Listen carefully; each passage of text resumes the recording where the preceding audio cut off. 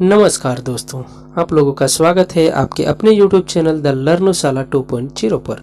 दोस्तों, आज का जो वीडियो का टॉपिक है वह टॉपिक है दोस्तों भूकंप। ठीक है, टॉपिक का नाम क्या है दोस्तों? भूकंप। तो इस टॉपिक में हम लोग दोस्तों जानेंगे भूकंप के द्वारा जो तरंगे उठती है वह तरंगे कौन सी कहलाती है, वह तरंगे कौन सी होती है।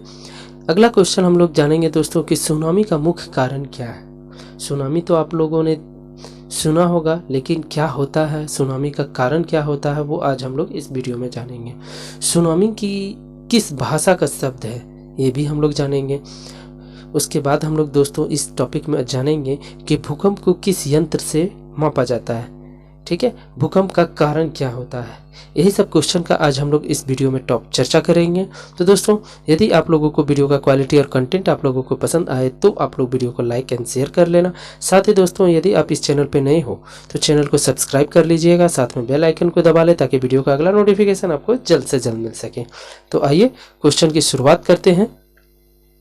तो पहला जो क्वेश्चन है दोस्तों, पहला क्वेश्चन है प्रत्यास्थ पुनः संचालन सिद्धांत निम्न में से किसको उत्पत्ति की व्याख्या करता है। तो इसका जो राइट आंसर होगा दोस्तों, इसका राइट आंसर हो जाएगा ऑप्शन सी, भूकंप।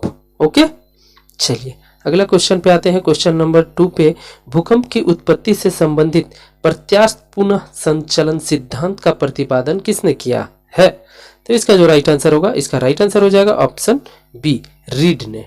ओके, चलिए क्वेश्चन नंबर 3 देखते हैं। पृथ्वी की आंतरिक संरचना की विश्वसनीय जानकारी प्राप्त करने का सबसे प्रमुख स्रोत है। तो इसका जो राइट आंसर होगा, इसका राइट आंसर हो जाएगा दोस्तों ऑप्शन ए, भूकंप विज्ञान। ओके, चलिए क्वेश्चन नंबर 4 पे आते हैं। भूगर्भ में जिस स्थान पे भूकंपीय तरंगों की उत्पत्ति होती है उस स्थान को क्या कहा जाता है। तो इसका जो राइट आंसर होगा दोस्तों, इसका राइट आंसर हो जाएगा ऑप्शन सी, भूकंप केंद्र। ओके, क्वेश्चन नंबर 5 पे आते हैं। भूकंप मूल वह स्थान है जहां डैश डैश डैश। तो इसका जो राइट आंसर होगा दोस्तों, इसका राइट आंसर हो जाएगा ऑप्शन बी, जहां से भूकंप की उत्पत्ति होती है। ठीक है,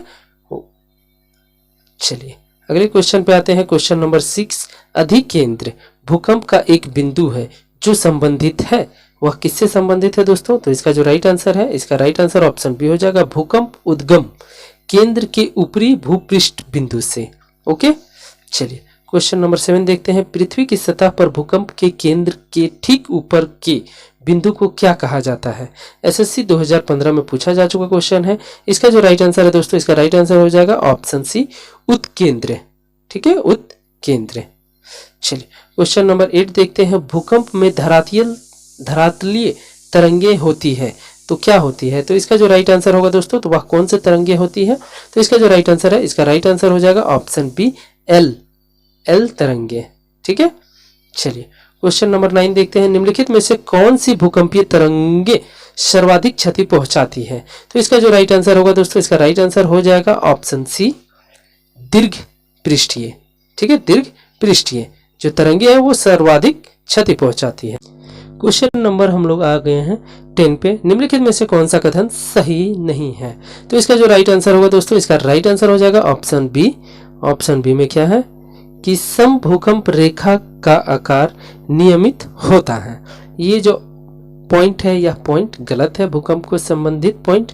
पहला जो पॉइंट है दोस्तों वो सही है। भूकंप के कारण समान बर्बादी वाले स्थानों को मिलने वाली रेखा को समभूकंप रेखा कहा जाता है। ठीक है, यह पॉइंट सही है।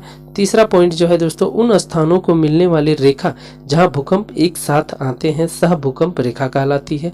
भूकंपीय तरंगों को अंकित करने वाला यंत्र क्या कहलाती है, सिस्मोग्राफ कहलाता है। ठीक है, चलिए क्वेश्चन नंबर 11 पे आते हैं। निम्नलिखित में से कौन सा कथन सही नहीं है। तो इसका जो राइट आंसर होगा दोस्तों, इसका राइट आंसर हो जाएगा ऑप्शन डी, इनमें से कोई नहीं, सारे सही है दोस्तों। तो क्या क्या है पॉइंट वो भी देख लेते हैं। रिएक्टर स्केल भूकंप की तीव्रता मापने का एक यंत्र है। ठीक है, रिएक्टर स्केल एक लोगारिथमिक स्केल होता है। ऑप्शन सी में क्या है, यह स्केल भूकंप की ऊर्जा को मापता है। ओके, चलिए क्वेश्चन नंबर 12 देखते हैं। अंतः सागरीय भूकंपों द्वारा उत्पन्न समुद्री लहरें को क्या कहा जाता है। तो इसका जो राइट आंसर होगा, इसका राइट आंसर हो जाएगा ऑप्शन बी, सुनामी। ओके, क्या कहला जाता है जो दोस्तों? सुनामी। यानी कि अंतः सागरीय, सागर के अंदर भूकंप द्वारा उत्पन्न समुद्री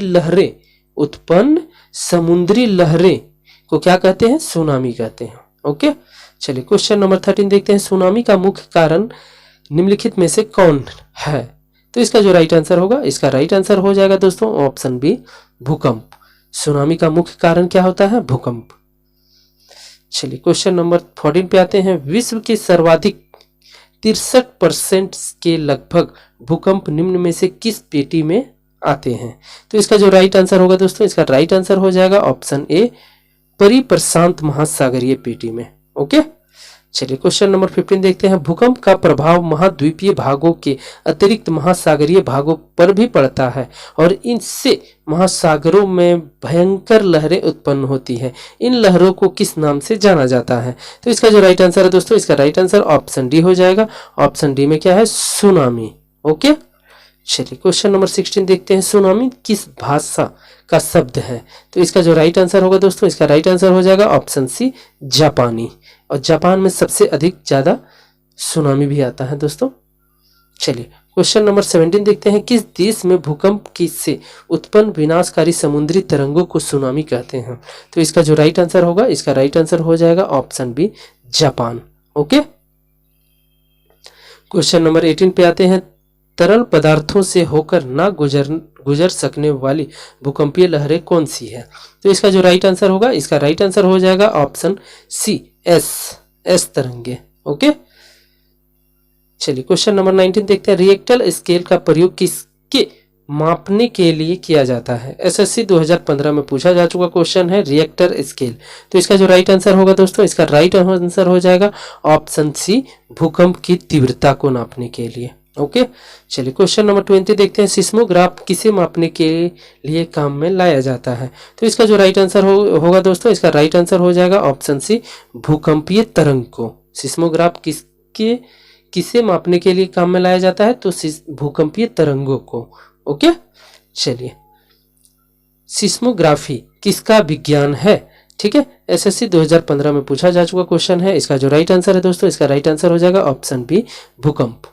ओके, चलिए क्वेश्चन नंबर 22 पे आते हैं। समान भूकंपीय तीव्रता अर्थात यानी कि समान बर्बादी वाले स्थानों को मिलने वाली रेखा को क्या कहा जाता है? तो इसका जो राइट आंसर होगा दोस्तों, इसका राइट आंसर हो जाएगा ऑप्शन ए, ठीक है, समभूकंप रेखा। ठीक है, समभूकंप रेखा।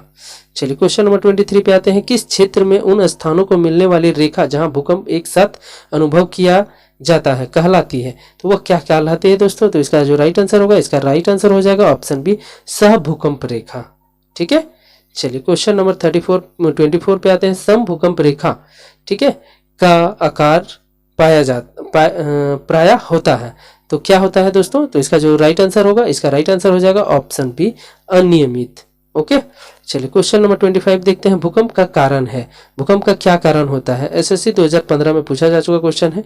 तो इसका जो राइट आंसर है दोस्तों, इसका राइट आंसर हो जाएगा ऑप्शन बी, टेक्टोनिज्म। टेक्टोनिज्म के कारण ही भूकंप आती है। ठीक है, चलिए क्वेश्चन नंबर 26 देखते हैं। अग्नि वलय प्रशांत महासागर के उस विशाल क्षेत्र को कहते हैं जहां कुल भूकंप का कितना प्रतिशत आता है? तो इसका जो राइट आंसर होगा, इसका राइट आंसर हो जाएगा दोस्तों ऑप्शन ए, 68%। ओके, चलिए क्वेश्चन नंबर 27 देखते हैं। निम्नलिखित में से कौन सी घटना धरातल पर नहीं घटित होती है? तो इसका जो राइट आंसर होगा, इसका राइट आंसर हो जाएगा ऑप्शन डी, ठीक है, सुनामी। चलिए क्वेश्चन नंबर 28 पे आते हैं। निम्नलिखित में से कौन सी अनुनियमय प्राकृतिक आपदा है? एसएससी 2011 में पूछा जा चुका क्वेश्चन है। इसका जो राइट आंसर होगा दोस्तों, इसका राइट आंसर हो जाएगा ऑप्शन ए, भूकंप। ओके, चलिए क्वेश्चन नंबर 29 पे आते हैं। निम्नलिखित में से कौन सा एक एशिया के पूर्वी सीमांतों में होने वाले भूकंपों का कारण बनता है? NDANA, ठीक है, national academy, national defence academy 2011 में पूछा जा चुका क्वेश्चन है। इसका जो राइट आंसर है दोस्तों, इसका राइट आंसर हो जाएगा ऑप्शन ए, एशियाई प्लेट के नीचे पैसिफिक प्लेट का अवगमन। ओके, चलिए क्वेश्चन नंबर 30 देखते हैं। भूकंप तरंग के उद्गम बिंदु को क्या कहते हैं? एनडीए 2021 में पूछा जा चुका क्वेश्चन है। इसका जो राइट आंसर है दोस्तों, इसका राइट आंसर हो जाएगा ऑप्शन ए, अधिकेंद्र। ओके, चलिए क्वेश्चन नंबर 31 पे आते हैं। भूकंप को मापने में प्रयुक्त तीव्रता के पैमाने की क्या सीमा है? ठीक है, एसएससी 2020 में पूछा जा चुका क्वेश्चन है। इसका जो राइट आंसर है दोस्तों, इसका राइट आंसर हो जाएगा ऑप्शन डी 1 से 12। ठीक है, 1 से 12।